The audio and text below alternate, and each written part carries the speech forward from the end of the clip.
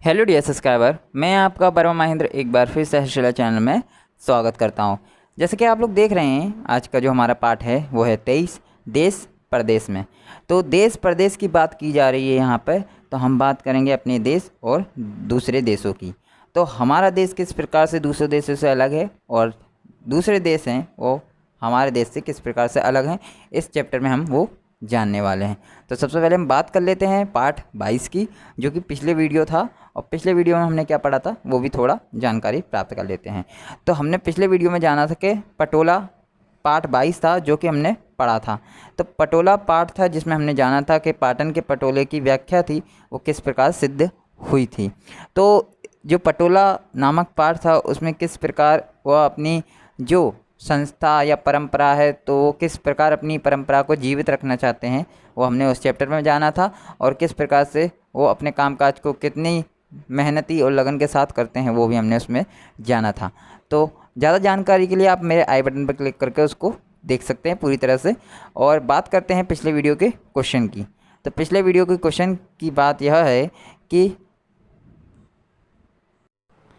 Question है हमारा, राष्ट्रपति राज्यों में किस अनुच्छेद के तहत राष्ट्रपति शासन आरोपित करता है।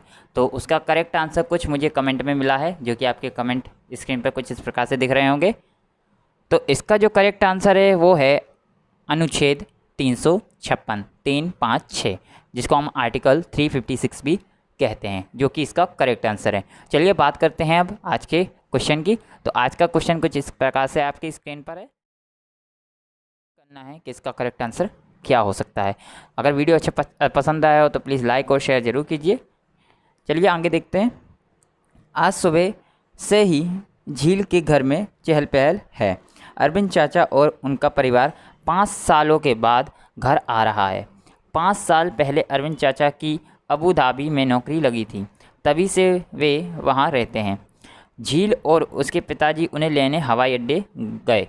हवाई जहाज़ के उतरने के बाद सभी यात्रियों को अपना सामान लेने में कुछ देर लगती है। आखिरकार अरविंद चाचा, नीता चाची और बच्चे हवाई अड्डे से बाहर आते हैं, दिखाई देते हैं। हैंसी और पल कितने बड़े हो गए हैं, पिताजी एकाएक बोल पड़े।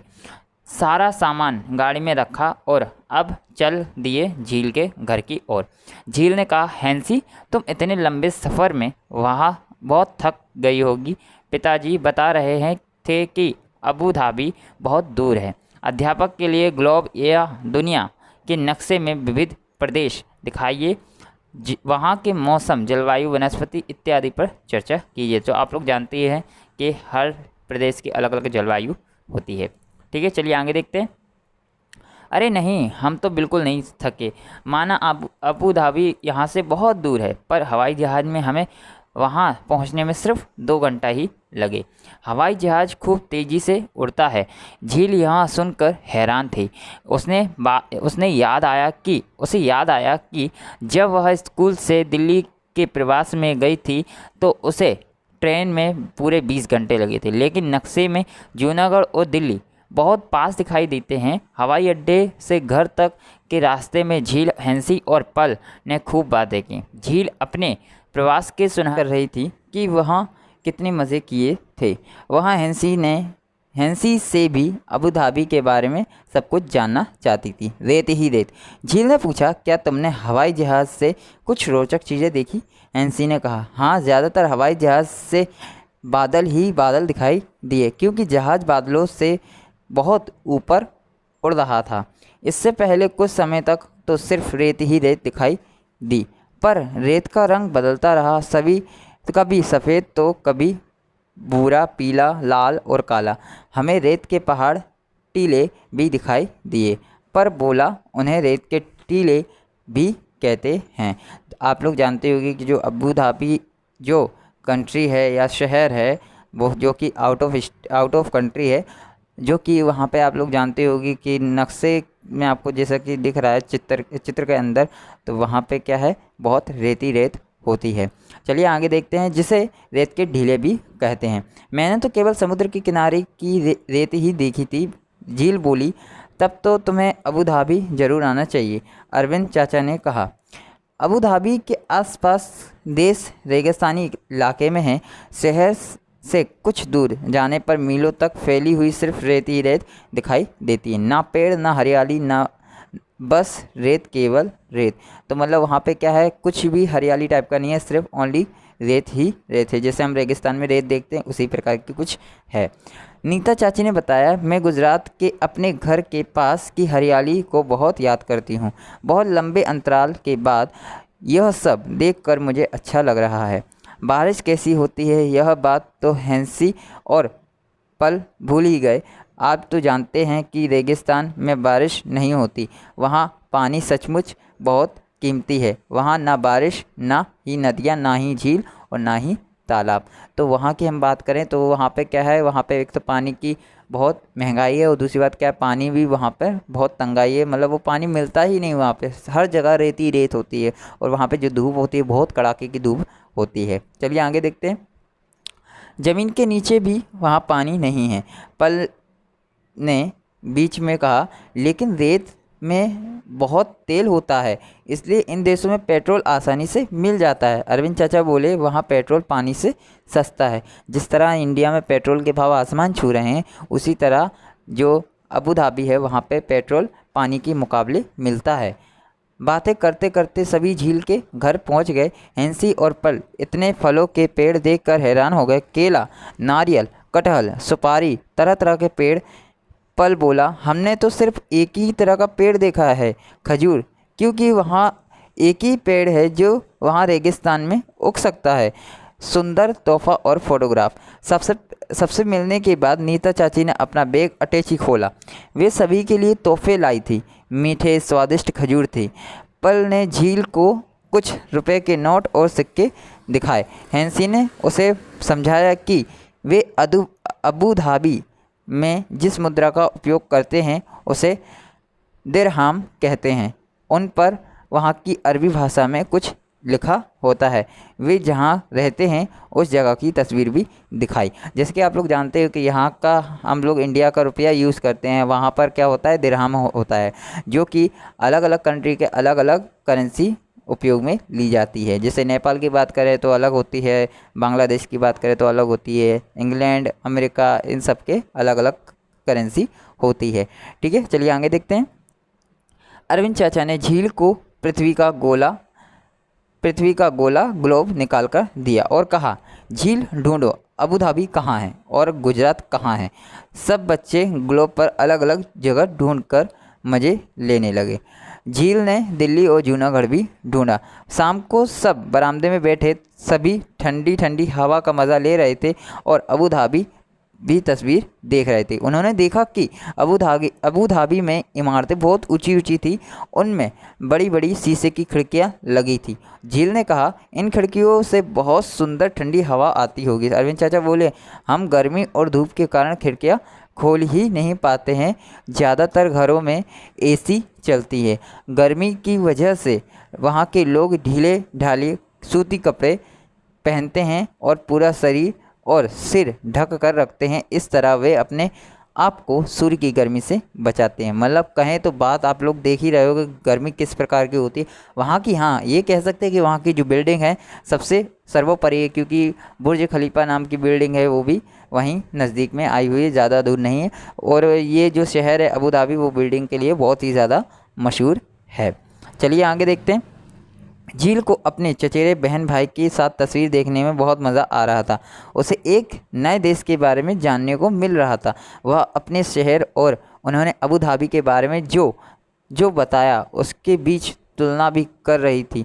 उसने सोच लिया कि वह अबू धाबी का एक रिपोर्ट ब्यौरा भी अपनी कक्षा के लिए तैयार करेगी। मतलब उसको क्या है, एक हिंट मिल गई थी कि अबू धाबी पे हम रिपोर्ट तैयार करें तो हमारी स्कूल में किस प्रकार से इंस्पायर होंगे और किस प्रकार की इम्प्रेशन पड़ेगी, वो इसने जान लिया था। तो उसने क्या किया, आप रिपोर्ट तैयार करना चालू कर दिया। चलिए आगे देखते हैं।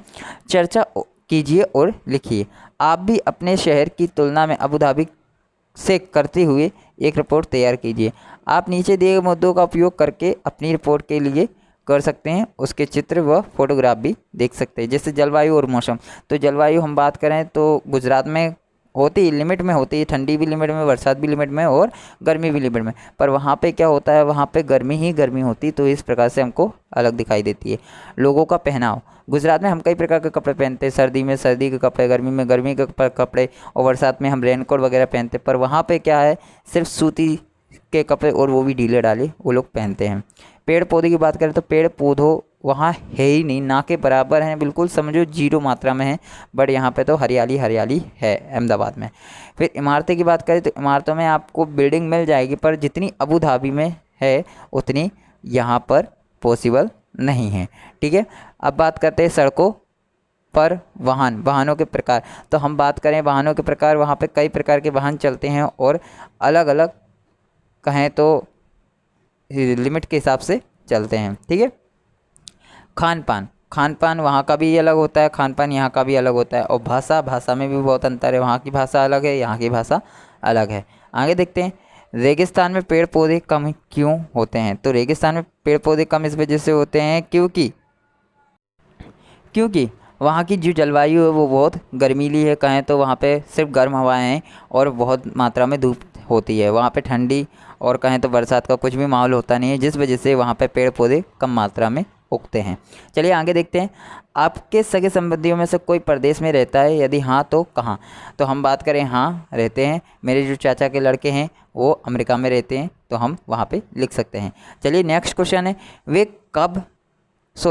कहाँ कब तक रहे। वे वहाँ पढ़ाई के लिए गए थे या किसी काम से या कोई अन्य कारण था। तो वे लोग पढ़ाई के लिए गए थे और पढ़ाई करने के बाद उन्हें वहीं सेटलमेंट उन्होंने कर लिया और वहीं पे उनकी जॉब लग गई।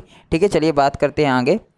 इन नोटों को देखिए, हर नोट के सामने के बॉक्स में उसका मूल्य लिखिए। तो आप लोग जानते हैं ये 5 का नोट है और आप लोग इसको भी जानते हैं 10 का नोट है और आप लोग इसको भी जानते हैं 100 का नोट है और ये 500 का नोट है। तो आपको यहाँ पे पैसे लिख देने हैं। ये किस देश के नोट हैं आप कैसे जानेंगे। तो हम बात करें इसके काफ़ी प्रकार हो सकते हैं। सबसे पहले तो यहाँ पे भारतीय रिजर्व बैंक ऑफ इंडिया है, जो कि भारत में ही पाई जाती है, अंतर्राष्ट्रीय बैंक है। ठीक है, उसके बाद हम बात करें यहाँ पर जो लैंग्वेज लिखी है, लैंग्वेज भले ही सभी भाषाओं में लिखी है पर हमारी इंडिया की करेंसी है, क्योंकि यहाँ पे भारत का जो अशोक चक्र है वो भी लगा हुआ है, तो हम कई प्रकार से कह सकते हैं। ठीक है, चलिए आगे देखते हैं। आप इन नोटों पर किसकी तस्वीर देख पा रहे हैं। तो हम कहेंगे हम नोटों पर महात्मा गांधी जी की तस्वीर देख पा रहे हैं। 10 रुपये का नोट ध्यान से देखिए, इस पर कितनी भाषाएं लिखी हैं। तो हम बात करेंगे 10 के नोट पर कितनी भाषाएं लिखी हैं, चलिए देखते हैं। तो हम बात करें जो 10 रुपये का नोट है उस पर तकरीबन 17 लैंग्वेजें लिखी होती है, जो अलग अलग देशों की अलग अलग भाषाओं में लिखी हैं। तो चलिए देखते हैं, नोट पर दिए गए बैंक का नाम लिखे। तो नोट पर दिए गए बैंक का नाम है भारतीय रिजर्व बैंक ऑफ इंडिया। ठीक है, आगे देखते हैं, जिसको आरबीआई भी कहते हैं। नेक्स्ट है, सिक्कों का अवलोकन करके उनका मिलान कीजिए। तो आप लोग देख पा रहे होंगे कि यहाँ पे आप लोगों को सिक्के का मिलान करना है। तो आप लोगों को वो अपने मन से कर लेना, क्योंकि आप लोग इतना जानते ही होंगे। नहीं कर सकते तो मैं आपको पीडीएफ जारी कर दूंगा, वो आप उसमें से देखकर लिख सकते हैं। तो सबसे पहले हम बात करते हैं, जो पहला सिक्का है वो आपका मैच करेगा पहले सिक्के से, जो कि है 50 पैसे की जस्ट बाजू में। ठीक है, फिर आपको बात करें 5 रुपये, तो 5 रुपये आपको दिख रहा है गोल्डन कलर का, वो 5 रुपये आपका। फिर 50 पैसा और नीचे आपको दिख रहा होगा जो कि ये 50 पैसे का सिंबल है नीचे। फिर उसके बाद बात करें आपको 2 रुपये की, तो 2 रुपये नीचे आपको दिख रहे हैं, एक तो हमारा नक्शे का दिया है वो और एक 2 रुपये लिखा है वो। ठीक है, चलिए अब बात करते हैं आगे। 10वें का सिक्का है, जो 10 का सिक्का है वो अभी फ़िलहाल में अकेला, उसके साथ कोई नहीं है। आगे देखते हैं कौन सा सिक्का बिना जोड़ी का रह गया। तो हम बात करेंगे 10 के सिक्के का। ठीक है, 10 का सिक्का रह गया है। चलिए आगे देखते हैं, इनमें से कितने सिक्कों को आप पहचान सकते हैं। तो हम बात करेंगे सभी सिक्कों को पहचान सकते हैं। नेक्स्ट है, सिक्कों पर मूल्य के अतिरिक्त और क्या लिखा है। तो हम बात करें सिक्कों के मूल्य के अतिरिक्त, वहाँ पर अलग अलग सिंबल दिए हैं। किसी में कहें तो अशोक चक्र का सिंबल दिया है, तो किसी में कहें तो रुपये का सिंबल दिया है, तो किसी में कहें हम नक्शे का सिंबल दिया हुआ है। ऐसे अलग अलग प्रकार के सिंबल दिए हैं। इन नोटों को देखिए, ये सभी नोट भारत के हैं। जो भारत के नहीं हैं उन पर गोला बनाइए, पता करके लिखिए कि ये नोट किस देश के हैं। तो चलिए सबसे पहले हम बात कर लेते हैं जो कि आपको पहला जो नोट दिख रहा है वो हमारे भारत का नहीं है। तो ठीक है, पहला आपको इस पर टिक कर देना है। नेक्स्ट है जो दूसरा नंबर का नोट है वो हमारे भारत का है। तीसरे नंबर का नोट है वो भी हमारे भारत का नहीं है। चौथे नंबर का नोट है वो भी हमारे भारत का नहीं है। पाँचवें नंबर का नोट है वो भी हमारे भारत का नहीं। छठवें नंबर का नोट है वो हमारे भारत का है।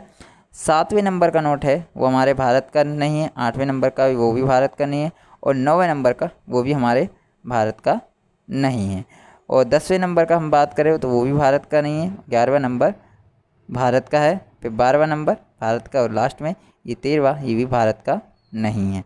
तो आपको क्या करना है, इसमें आपको जो डॉलर या कहें तो यूरो या तो कहें किसी भी प्रकार की करेंसी आपको खोजनी होगी कि किस प्रकार की ये करेंसी हो सकती है। ज़्यादा जानकारी के लिए आप मुझे कमेंट कर सकते हैं, मैं आपको बता दूंगा कि इसका करेक्ट आंसर क्या है। आपको वीडियो अच्छा लगा तो प्लीज़ लाइक और शेयर जरूर कीजिए, और अगर आपने मेरे चैनल को सब्सक्राइब ना किया तो चैनल को सब्सक्राइब कीजिए, और अगर आपको वीडियो पसंद आता है तो प्लीज़ भरपूर शेयर कीजिए। और ऐसे वीडियो पाने के लिए बने रहिए मेरे चैनल के साथ। Thank you everyone.